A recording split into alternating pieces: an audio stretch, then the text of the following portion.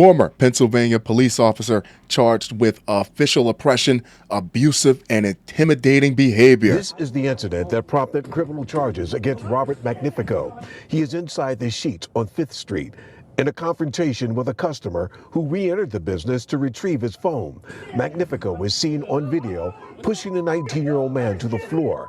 Investigators with the Attorney General's office say he also intimidated and harassed the man. Well, kids, here's the reality. He's a fat 59-year-old pig, decades past his prime, using product to slick that full head of gray hair in an attempt to look cool for the younger officers. All the years sure do fly, don't they, Sergeant Senior Discount? Or should I say ex-Sergeant Senior Discount? The kid called you for help, but you just couldn't pull it off, could you? It's okay, buddy. Let's get you a butterscotch and some retirement papers. A former police officer, I'd rather call him plus-size law enforcement, but tomato, tomato, is accused of assaulting a Sheetz customer who was trying to get his phone that he forgot at the store earlier this year, according to the state attorney general's office. Why are we even hearing from the state attorney general? Why was this even an issue for the police? Because when we can't be civilized enough to settle such minor disputes for ourselves, we open the door for law enforcement to come in and make a complete mess of these things, which is exactly what happened. Robert Magnifico, 59, of Ellwood, Lawrence County, was charged Friday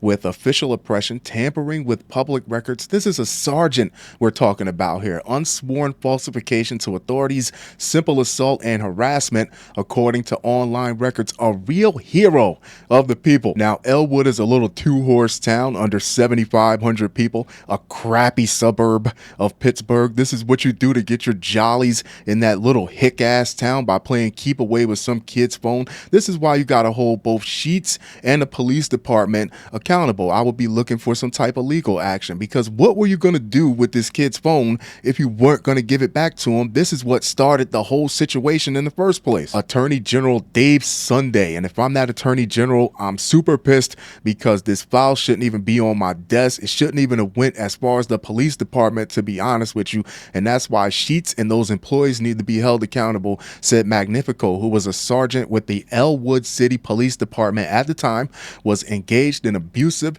and intimidating behavior, and that his actions negatively impact law enforcement. You had the kid by over 100 pounds without the vest and all the other gear. He called you for help, and all you did was push him down like a dead tree in a forest. The encounter, which was captured on video, as all things are nowadays, shows a sworn officer engaged in abusive and intimidating behavior that is clearly out of bounds and, in fact, a series of criminal acts. Sunday said in a statement, Pennsylvanians should feel that's what they are. Pennsylvanians should feel confident that they can depend on law enforcement officers to protect them, and this one officer's actions threaten that sense of security. He's a sergeant that botched a rookie level call. He came in at a 10 when all you really needed was a 1. This kid only called to make sure he got his phone and things didn't escalate. Once again, that was very mature of this kid, but in rushes Officer Tapioca, loud and wrong, no assessments, no nothing. Sunday said the 19-year-old victim and his friend bought food at the Sheetz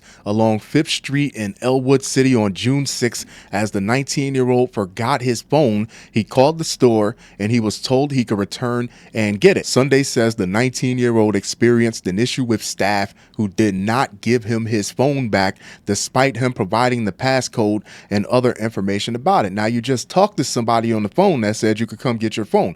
So did this person you talked to, did he leave and not communicate this with the other employees, or did the employees just get it in their head that they weren't going to give the phone back? What happened? The man became upset, rightfully so, and police were called to the store. Magnifico was the officer who was dispatched to the Sheetz. Enter John McClain. Now, as a 19-year-old, I think he handled this very well. I think the person he talked to on the phone handled this very well, but this is what happens when you get caught in the middle of an asshole sandwich. In addition to criminal charges, he was also disciplined for his behavior. We sent him to anger management classes, de-escalating classes, also 10-day suspension without pay, and deranking him from sergeant to patrolman. Magnifico allegedly pushed the man to the ground and verbally berated him. Mind you, he has him by at least 150 pounds. After he arrived at the store, Sunday said the man then asked for Magnifico's badge number and name,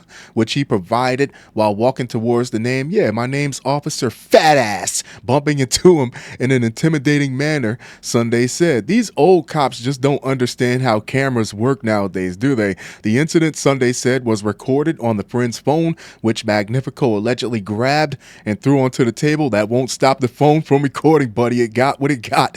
After the two customers left the store, the one who was allegedly assaulted was treated at a hospital. When Magnifico filed a report about the incident, it was not accurate. Sunday added, and lying on the report only tells me that you knew you were dead wrong. You got too big for your badge in the moment, and now you know they're going to hold your fat ass to the fire for it. Magnifico's preliminary hearing is scheduled for November 18th. Senior Deputy Attorney General Kara Rice will prosecute the case. According to Sunday, Magnifico retired last month. What an ending to a career. Your last hurrah, you didn't stop any crime. You didn't go out with a bang to save someone's life. Your career ultimately ended by you being a terrible police officer to someone who called you for assistance. Of course, I love to hear your thoughts on this. I love to hear your opinions on this. Me personally, I think they were trying to jack him for his phone. That's why they were playing games. What do you think?